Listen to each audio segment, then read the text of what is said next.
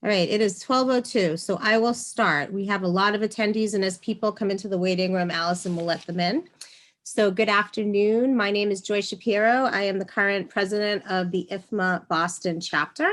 On behalf of the entire board of directors, most of who are on this call today, committee chairs, who I see a lot of, and volunteers who orchestrated today's Workplace of the Future Reimagined program, I'd like to thank you for joining us. I think, are we supposed to have the slide deck up right now? Can't hear you, Allison, you're on mute. Oh, thank you. Thank you very much. So if you want to go to slide 2.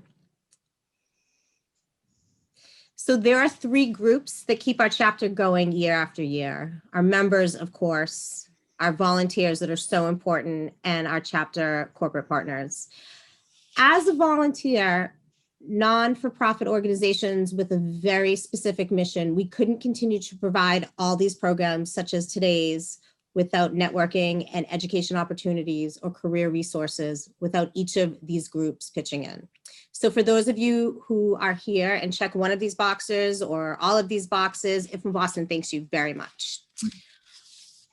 For those who'd like to get more involved and gain greater brand awareness for your company through IFMA, we'd love to talk to you. Just send me a chat during this program and I'll send you back a quirky response, or send me an email after and we can connect and I will add that email to our chat. Slide 3, please. Maybe this is slide 3. For our non-members in the room, welcome to this program. We wanted to let you know that you will all be receiving an email from us first thing tomorrow morning regarding our ongoing offer for membership. Join within the next week and you'll receive a $25 Visa gift card. Just email your membership confirmation to the office. Can our member engagement members here raise their hand virtually or otherwise, because we'd like to see how many of you have come today. If you're new to the chapter and want to learn more about how to get involved, please raise your hand and we will reach out to you prior to the next program. And now we are going to slide 4.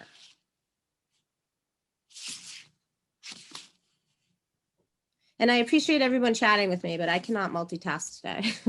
Right now, I will get to those chats in a moment. As always, we want to recognize all of our annual partners with who we thank for allowing us the ability to provide all of our regular programming free to all of our members. And specifically, I would like to thank NV5 for underwriting our program today. I would like to also welcome Jonathan Arnon, who will give a brief welcome and introduction of NV5. Thank you very much. You are I don't know if we very sent welcome. the slide. Oh, there it is. Oh, there you are. Perfect. So yes, for those of you that don't know me, my name is Jonathan Arnold. I'm a senior project manager here at NV5. I'm kind of stepping in for Bob Persicchini, who I'm sure most of you know, who's given multiple presentations here. But as a brief overview of NV5, those of you that don't know, we are formerly Legacy RDK, which we are known within the area as, but now we are NV5. So NV5 is a publicly traded engineering consulting firm. Not only do we at NV5 offer a lot of services that we've worked with multiple people here, such as mechanical, electrical, plumbing, fire protection, audio visual, things such as that. We also offer a large spectrum of other civil engineering related items as well. Recently, NV5 has even acquired a large geospatial technology company. So NV5 as a global company is doing multiple engineering consulting throughout the industry. But more specifically, as most people know us around here, we offer mechanical, electrical, fire protection, technology, owners representation, intelligent buildings, sustainability, all things like that, for the multiple clients that we have in the area. All right, well, good luck with everything. That's about all I had. Oh, was that yours? Is that it? That's it. Oh, great. Thank you so much, Jonathan. No problem. I'm going to turn this over to today's think tank moderators, Melodee Wagen from Workspace Strategies and Blake Reynolds of Zerto to facilitate today's discussion. The think tank is mastermind behind all of our FM rich content. So look to them if you have any ideas for future programming. We'd love to hear it. They will now start with a breakout session before our panel discussion, just for a brief little networking. And we have these two questions that we will discuss in each breakout session. What you think you need to know and what are you struggling with? So this could take a while. So Joy, before just to interject before we get into that, the way we structured this program is also we wanted to encourage people to think about the future or the next normal, not if we can avoid thinking solely about the very specifics about return to work and the filters and the temperature things. We wanted folks to think beyond that a little bit towards, the future, how we're adjusting to the future, at least for this discussion. And we know that's like herding cats because it's so quick and easy to get back into the tactical. But we did want folks to start to try to think, what do you need to know about the future beyond the immediate return? And then what are you guys struggling with in terms of that? So we're going to go into breakout rooms. We wanted you to just quickly introduce yourselves and nominate somebody to provide readouts into the chat room, because that will be helpful for the whole group, and then we'll save those chats. Thanks. Okay, so if the scribes could please just put in the chat so everybody can see over the course of this, and then we can also save it, like some of your key highlights. Before we go into sort of more questions, we have some specific questions for our panelists, and they'll introduce themselves in a second. Blake, do you want to just give some highlights? There was a survey that was sent out, and Janessa bugged you all multiple times about filling it out, but we got what we got. But I think we have a couple key highlights. Yeah, definitely. So, so kind of the overarching message that we gathered from the results in terms of what the workplace of the future looks like is, and I know this isn't the greatest answer, but it depends. And that's the big takeaway, is it depends. And so here's kind of the three main highlights that we took away from your responses. And the first one is that the percentage of employees who have returned to your offices, that is determined by really the type of business and the industry that you're in, whether it's life sciences or something healthcare related, really impacts the decision on bringing employees back and the need for it. Obviously, in a lab environment, you kind of need employees to be there in person. The second takeaway was that most businesses seem to currently be closed with few exceptions, where only certain departments are allowed to come into the office or essential employees. But it did kind of surprise me that many of those who responded to the survey, their companies still haven't really reopened in the sense of the word. And then the third and final one is that there seem to be multiple and varied approaches to how you're kind of framing your workplace's flexibility and preparing it for the future. And again, that all depends on the type of business and the specific needs. So hopefully, as we go through this panel discussion, we can kind of nail down some of that "it depends" scenarios, so we can get some good discussion going around what we should be thinking about and how we can be preparing our workplaces long term. That's great. Thanks, Blake. So great thanks to the three folks who we sort of strong-armed into coming and talking. And we chose them very deliberately. Cynthia runs, a lab with intense stuff that happens physically on site. And, so that has a varied, and then parts of their whole organization don't have to be on site. So she's got a great mixed model there. And Kate, we asked because they have had a long-term and strong flexible working policy that has been getting stronger and stronger at that company over quite a long period. And then Tim, we asked because he sees a lot of clients, and we thought he could bring perspective of what is he hearing from his clients. So I'm going to let each of them introduce themselves because I don't like to read from a script. So Kate, why don't you start out?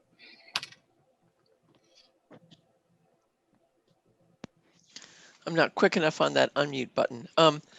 Kate Tebow, I'm with Pearson. We're a global let's call ourselves an educational technology company. I used to be in the property group, handling governance. I kind of did all things, but did the governance piece, how we make decisions. And now I'm moved into ops. They want me to do that piece.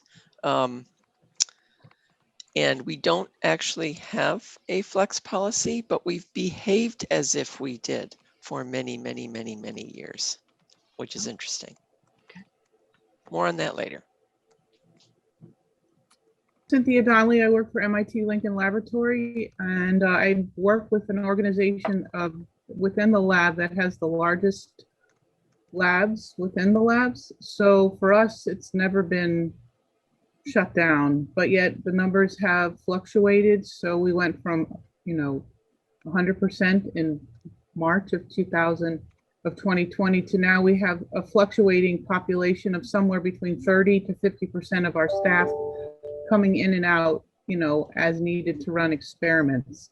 But with the hope, in the next, right now we're remote through the end of June, but hopefully the plan is for everyone to come back 100, to the biggest extent that they can, because it's really challenging to run laboratories from afar. So, but we've managed to be successful still with a remote population. So it's an interesting discussion about how many people do you need on site? Tim? Hey everyone, I'm Tim Bailey. I'm a senior project architect and associate partner at Margulies Peruzzi. I am part of our workplace and real estate development studios and have been leading the charge with providing our clients insight and research onto the return to work and what the future is of the workplace beyond just the immediate return. So I'm here to give you the architect's point of view on some of this stuff, and excited to chat with you all. Great. Perfect. Thank you, Tim.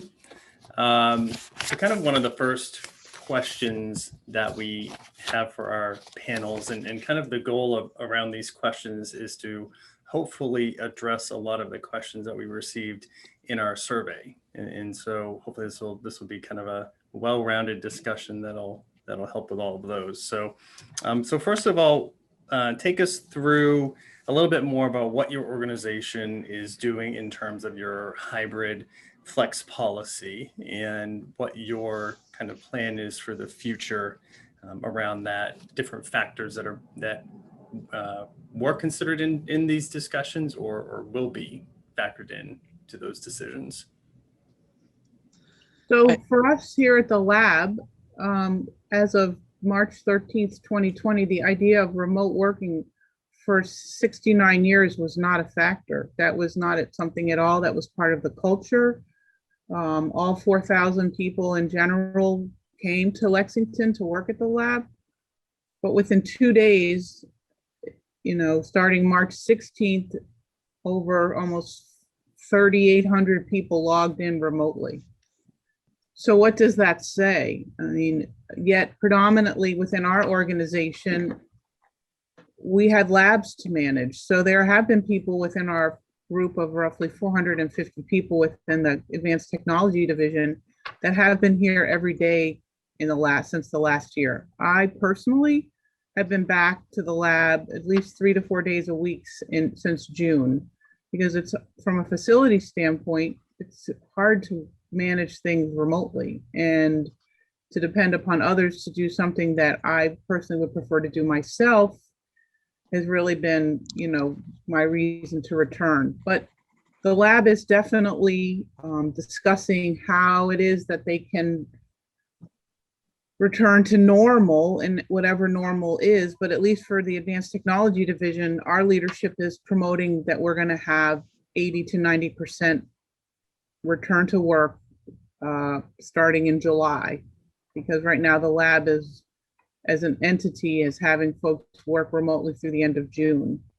So for us, it's business as usual, or, folks, administrative staff, people who are in our finance organization and administrators, that kind of thing. Non-lab workers could possibly work with some flexibility, 3 days a week, 2 days a week.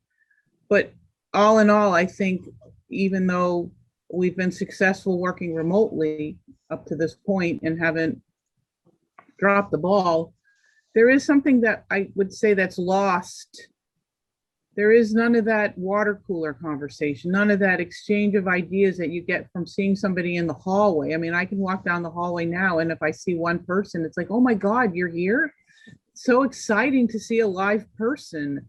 Zoom is great, but, to run into a person, I meant to ask you, how much power are you going to, whatever the questions are, or just running into somebody else's office about, did you hear so-and-so, even from the gossip factor. But it is really hard to replicate that. And I think more and more people are realizing that, yes, great, you can do a lot remotely, but the people factor, I think people are starved from that perspective of just being able to say hello to somebody face to face. Yeah, absolutely. Kate, what do we think there? So we've surveyed our employees. So we're an intellectual property company pretty much. I mean, we do some physical stuff, but most people can work from home quite effectively.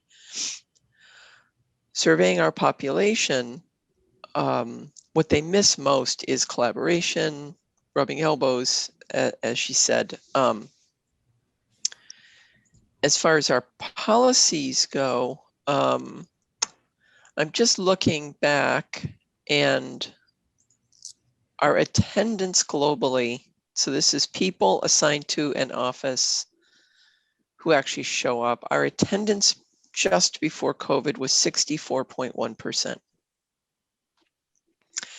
Actual utilization of our buildings was at 55%. So we already had a big problem. People were voting with their feet, and people had the flexibility to do it. So we already had people effectively working from home at least some days a week. I noticed that one of the questions that came out of the breakout sessions was what impacts does a hybrid work model have on culture? So as you were seeing, your office already not being utilized pre-pandemic as much as you'd like to, how has that further impacted your company's culture? And either, are you in the discussions around how to tackle that, or at least what are you hearing around how to address that? Oh, it's big time. The people who did work from home more often than not they had a higher rate of leaving Pearson than others, so they were already outside of culture, which was a problem, and we clearly don't want that to continue. HR has grown up tremendously during COVID, because we can't lead a new culture without HR's not just involvement, but leadership. It needs to be property or FM, real estate, health and safety, HR, technology, and the business. They all have to be working together. We are now defining it's almost work anywhere policy. With caveats, you can't just change countries because there's severe issues with tax, etc. So there's some caveats to that. But the insinuation is work mostly from home. Come in for specific purposes. If you choose to work in the office, you may, and you'll be supported. But the office will look very different. Far fewer desks, a lot more business loungy sort of brainstorming sort of space. So we're investing heavily in that. Has there been talk around what your company's going to be doing to address the culture aspect? Yeah. So the culture piece is helping executives understand their role in culture. It doesn't just happen. We all know that you can build a beautiful space And as much as people think it thinks it drives culture, it doesn't. It can enable an existing culture, but it doesn't drive it. So that's why HR is involved so heavily, and we've morphed everything into employee experience and partner experience, right? So everything is moving in that direction, and routine engagement. We need the office to be an attractor rather than just a required thing. Right. And engaging employees in even designing what it would be like that they want. And we do it through experience speak. What's the experience you want? Stop telling me you want a desk and you want this kind of room. Tell me what experience you want, and then we'll brainstorm with you on what would bring you that experience. So it's rather than being an asset-based discussion, it's an experience-based discussion. Yeah, I think that this is a good point to loop in Tim to as we're talking about the in-office experience, kind of what you're seeing from clients and in the shift there, and the office being more of, less of an asset and more of an experience.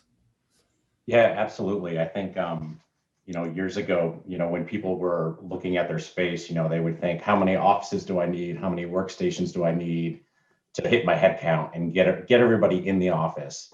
And I think those days are pretty much over. And now the tasks and the experiences, as Kate was saying, that you're going to have in the office are going to be the things that are going to drive the design of the space. The collaborative aspects of it. Getting together and meeting with your colleagues and exchanging thoughts and ideas is going to be the forefront, rather than just having a place to go and do heads down work. Because I think the one thing that this past year has shown us is that while I do think some of the work should be done in the workplace to promote engagement and morale and all that sort of thing, people can actually work effectively outside of the office for certain things, those heads down tasks, and they can, and that can be efficient as well. Yeah, absolutely. And I'm trying to scan through some of the breakout session outcomes, because I think a lot of these tie into the discussion, and some of these outcomes have to do around the real estate footprint, which is part of our second question. How are you seeing your clients use their space differently, or are you seeing some of your clients either downsize or move to different space for a particular reason? Anything that you're seeing as a trend there? So I'm seeing actually some of my clients actually kind of go the spectrum. And to give you some examples, I have one client that's looking to still having an office space for every person, assigned seats. And then on the complete opposite, I have a client that's looking at a remote first workplace, meaning that to begin with, everyone's remote, and that you only come into the office to have those experiences and have that loungy type situation where you can come in and there's soft seating, and it kind of feels a little bit more like home. And they're able to to reduce their square footage because they're going completely, none of the seats that are provided are assigned, and so I think that whole discussion of assigned versus unassigned is really what's helping the flexibility in being able to either reduce your workspace, or if you have to grow it because you're assigned.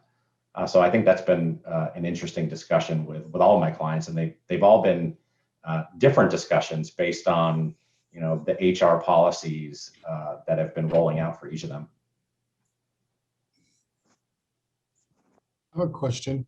I was going to say, Kate, you have a lot to add here about. Has any of your clients or any of your experiences thought about long-term impact to just general business overall with this work from home or this hybrid model? Yeah, I think so. What I'm seeing from my clients is the clients that have either a lease ending in the next few years are really studying this really hard. They're kicking the tires. They're getting we're looking at, various design options as to what that is. But the first thing really is starting the process of, from the very beginning, what do you think your HR policy is going to be 3 or 4 years from now? Then, layering on what are the real estate implications? How does change management get involved with this? Can people go to unassigned seats? So it's not just looking at it from a design standpoint. We're kind of going through these multiple steps with our clients. Because it's a layered it's a layered answer to what the future of the workplace looks like. I was going to say, Kate, you have a lot to share about the impact on real estate. Well, our real estate is going to shrink considerably. We don't need that much space. We didn't need it before COVID, and now it's become crystal clear to the leadership, who frankly are a bunch of old folks who expect to see people in the office, right? And they're learning that that's not the way everybody operates. They're talented youngsters, they're talented middle-aged folks, don't need to go into the office all the time. Interestingly, the youngest among them want to be in the office. They don't have the space at home to work effectively. So that's a very interesting twist to that.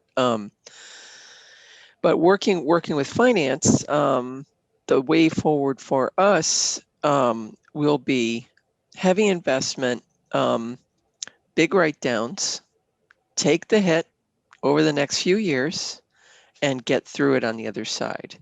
And included in that and required is, as Tim was mentioning, heavy change management, heavy experience, lots of support for employees on changing, right? And it is pretty much work at home policy, but we will accommodate you if you want to be in the office for sure. So things will be very different. It's going to feel very, very, very different.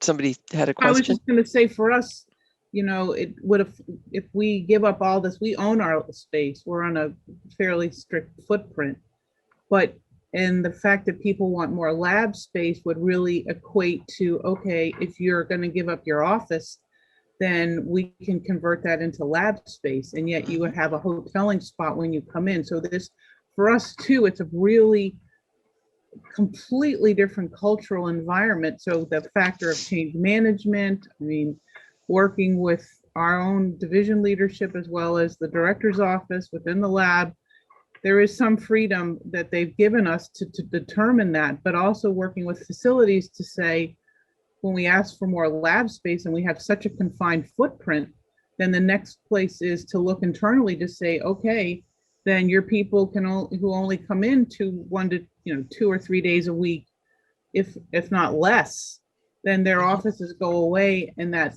valuable real estate can be made into laboratory space. It's a real opportunistic time. Yeah, agreed.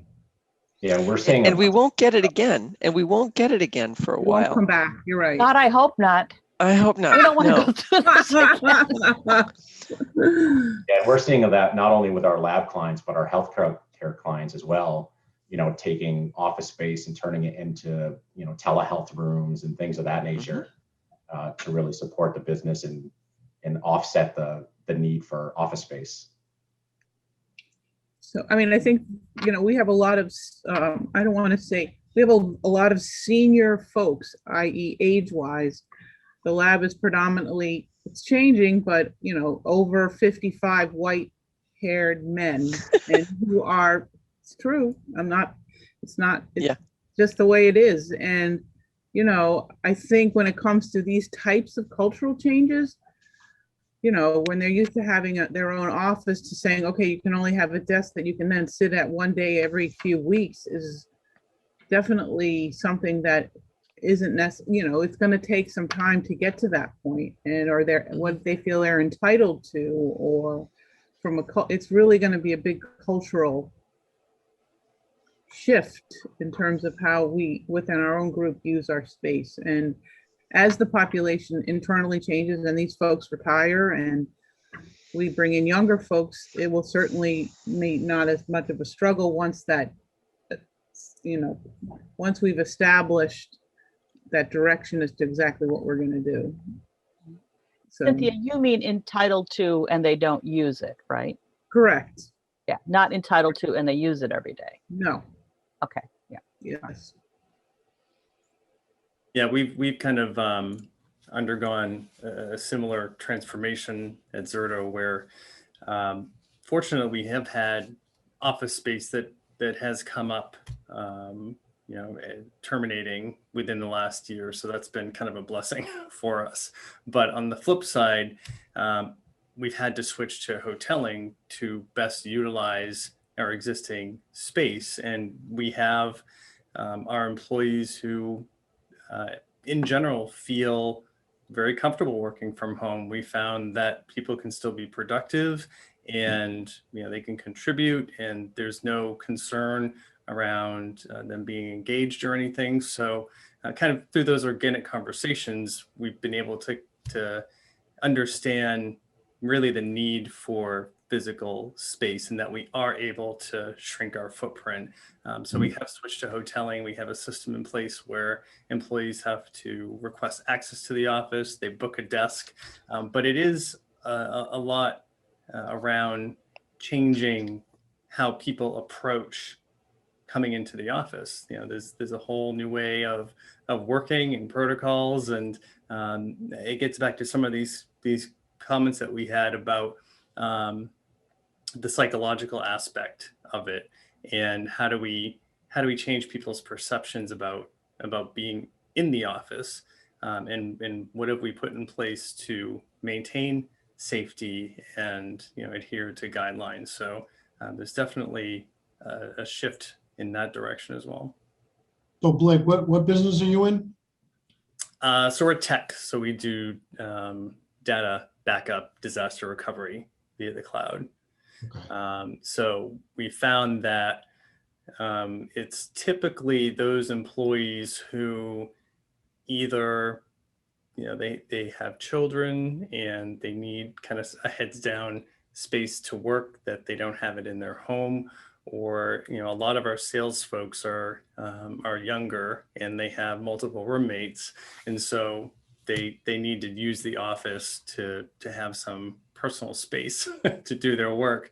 So that's typically what we're seeing for people that are coming into the office. So we're trying to capitalize on that, but also understand how do we make the office continue to be an attractive space for people to be in. So it's a lot of big questions that still are very much unknown at this point as things continue to change. And I think there's one really important point, is that this is going to take a while. And as the rest, as the new normal starts to happen and the rest of our non-work lives starts to go back or to be rhythmic like we're used to, such as the kids are in school, we can go out to dinner. We have social engagements, and we're not totally looking at the office for that. When that starts to happen, people are also going to change in terms of how they respond to going into the office as well. So this is not going to be a one and done. I think we're going to have to be in a place where we are much more flexible and agile in our approach to the workplace and in our approach to our employees, working with tech and HR and everyone to adjust this as we adjust to whatever the new is going to be. I'd like to pick up on Melodee's word, agile. That's a very big piece of our future workplace program. We're going to be measuring not only employee sentiment about specific pieces about the whole thing, but also tracking exactly what space they use, so we can look through data, what they're using, what they're not using, and try to figure out why. our employee population is going to change. Our company is much more agile than it used to be. It will continue to be even more and more agile. Our employee population will change. The business goals will change.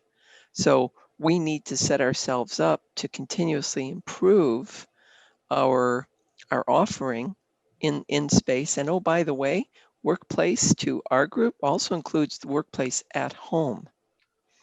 We Thank need you. to help them be effective and efficient and happy at home as well. We can't ignore that. Health and safety requirements don't stop at the office door. So, and well-being doesn't stop at the office door. So all of those things are part of this new mix. That's a great point. Do we have any questions out there that that people have on their mind about what they either what they need to know or are struggling with? I saw somebody had made a comment in the chat about whether or not people actually want to come back. Mm. And I think that's interesting because I could say that to, the longer we stayed away or the longer you stayed at home, what would be the incentive to bring you back? And speaking from my own experience, after 3 months, I was like, oh God, I can't, I love being at home, but I need I need to go back. And whether it's normal or not, at least the routine or the ability to return to what you thought was your normal routine was certainly an incentive to go back. And being safe at work, whether you wear a mask at work, whether you get tested at work, which we do, and those things are part of the normal day right now. Staying there's signage everywhere, 6 feet away, but yet with that, those are some of the reasons why people either aren't going to come back or they are going to come back. Vaccines. Yeah, we did a lot of communication around as part of our reopening plan, because our office actually reopened back on June 1st when we were allowed by the city and the state to reopen.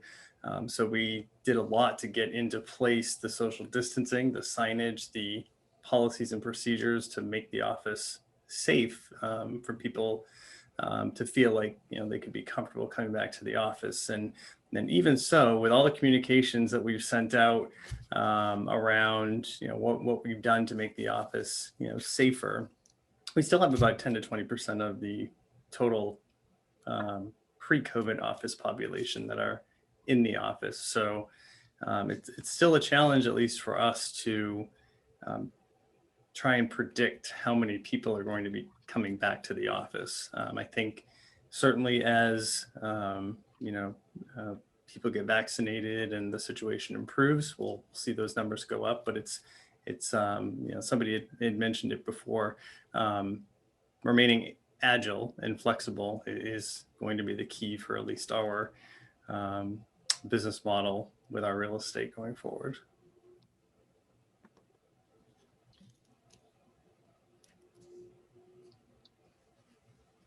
Any other comments, questions, thoughts? I have one question. This is Pam from Cornerstone. And I don't know, it's kind of a tangential question, but when we talk about bringing people back into the office, our COO sent in a note yesterday that they will not they will not require people to get a vaccine, and they will not kind of publicly ask them whether they've gotten it. So I think that is going to impact people's decision about whether they want to come back. Oh, So- thank you, Pam. Let's run the poll. Because that's one of the did I? questions. Okay. It was perfect That segue. wasn't a planted question, right? No, it was. I guess I'm just in sync.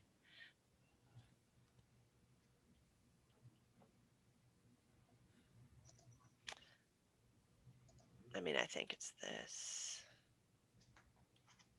So has anybody had any experience or knowledge of their companies saying you will come back to the office? Let's fast forward, herd immunity, everybody's vaccinated, maybe it's 2022. Is there any talk or knowledge of that out there, or is it strictly going to this hybrid model? In my company, we have certainly proven over the past 8 or 9 months that we can effectively work from home. Most of us can. Our numbers were really great at the end of the year. And even from the very beginning of the pandemic, the word from the leadership has always been, if you're uncomfortable coming back to the office and you can work from home effectively, then you can continue to work from home. And that's going to be the stance going forward. Is if you can work from home and be productive, then you can continue to do so. Interesting. I am hearing it basically as what I've heard from any senior leaders is if we demand it, we have talent risk. Yep. Because they can go and work, they can work for so many different places where people are going to be more flexible. And they don't see how we can do that. Absolutely. Yeah, just to add on to what Melody was just saying, a client of mine is kind of looking, a few years down the road, and they're still, targeting the pre-COVID numbers like square feet per person of, 125 square feet per person. And, I had to caution them. I'm like, just the human element of people being that close together moving forward. I think a lot of people will be hesitant to be face to face with someone and not have a little bit more breathing room. And so to what degree of hybrid you go, I think it might be baby steps, and as we kind of work through this, but yeah, it'll be interesting to see how people ultimately respond to these policies that are going to be in place. Yeah, I agree. Okay. All right. So now you've seen where we all are. Interesting. It's still being discussed in a lot of places. Oh, and some people have decided it's required. Interesting. Well, what would be the HIPAA laws on that? Exactly. So if the persons are, if you guys are required, would you be willing to talk about that? I'm going to just. Well, my wife works in the medical field, and she just got her second shot. And they provided her a card that just says, I've been fully vaccinated, kind of like I give blood, maybe something like that along those lines. I don't think that would be invasive from a privacy standpoint. But if your employer requires it. They require it. Yeah, my company has already decided there's far too many legal ramifications if we were try to require it. So we're sticking on the stance that we recommend it. Yeah. We're also staying with that colleagues need to seek out their own vaccinations, although there are some proactive efforts in countries, because we're global, where the government has just not stepped up, like the Philippines. And so the company is gonna is trying to run vaccine clinics in those areas. Oh. Wow. Okay. So if it is anyone who said it's required, is anyone willing to talk about that? Well, I'd like to just mention that my firm works a lot in the senior care communities.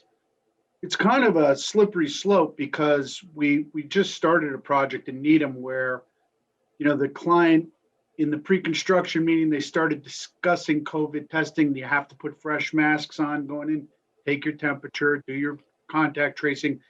And then they started asking for things like social security numbers because of the tests. If they didn't, because we work with painters, some of them don't have health insurance, they're 1099.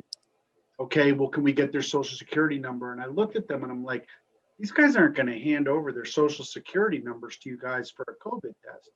As far as vaccination goes, we've also run into facilities, communities that have said to us, if you're going to work here, everybody who's on site moving forward is going to have to be vaccinated.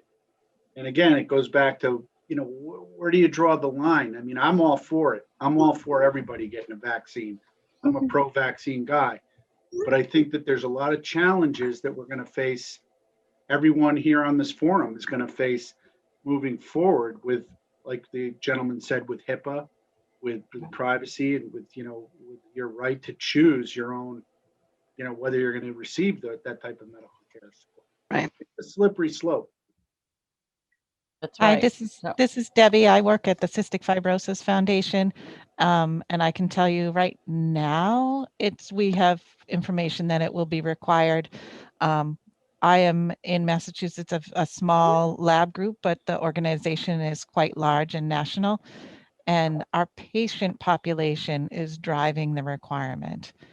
There will obviously be people who need accommodations, but that's why it's currently being told that it will be required when it's available. That's great. And this is exactly the reason why we didn't do the poll first, Blake. This is why we talked about it, because we knew that if we did that poll first, this is what we would talk about. Because it's one of those tactical things that everybody's so concerned about. So Yes. Definitely a slippery slope. all right, we have time to sort of like one more question. We have like a minute for a quick question. Anything that you want to ask the panelists or each other? I think it's safe to say that we're all available for any offline conversations about That's right. What we've done, what we're doing, kind of how we're approaching all of this. It's interesting that in the rooms and in this discussion, nobody ever mentioned the challenges of mentoring in a remote setting. I was actually just going to ask something because we touched on like culture, but on the topic of mentoring, what about all of the fields that thrive on being in person with other people? So like we have to be supportive for everyone who wants to work at home for heads down work. But what about, you can't force anyone to come back in the office. You can't force people to come in to mentor. Mentoring is super hard from my experience on a like remote basis. So like anyone in design and like architecture, anything like that, I mean, it seems challenging to function as efficiently as possible like we did pre-COVID in this new environment without being like forceful and being sensitive to people's preferences. I think that's true. There are ways to do it. There are companies who have figured it out, but you have to be incredibly deliberate about it. Kate, do you want to add anything about what you guys have done, what programs you've developed or are developing about specifically around mentoring? So we do, go ahead. I was just going to say, I have to say that I think the idea that, oh, we're just together so we mentor, I would challenge if that's really true, because I think a lot of people get left out of that. You know, I bump into you, I mentor you. A lot, well, that's not really robust. Yeah, they've been doing an awful lot with leadership and down to manager level. That what has come out of this is we've discovered people who worked outside of the office more than in often felt left out already. And that we have to move happenstance into a culture of more intentional outreach. So managers are expected to have routine one-to-ones with their team. We've got all these programs to mentor others, be mentored, you sign up for it.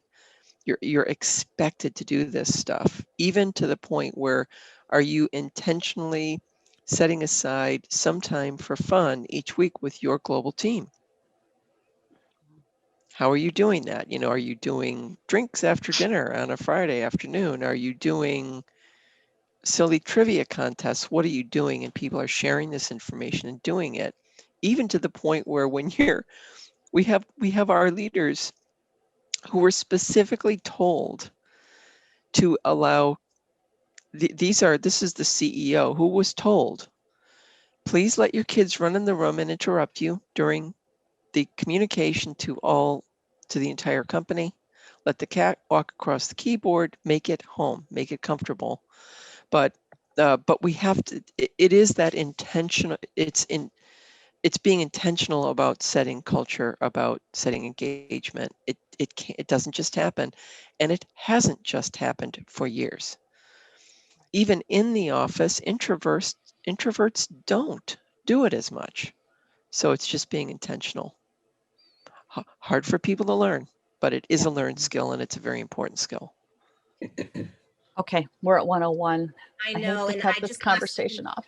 Go ahead, Yeah, Joy. thank you, Melody. I just lost 10 people. I've been watching the registration, so I want to just get this out there before anybody else leaves. Thank you all for joining us today. I think this was such a wealth of information and knowledge.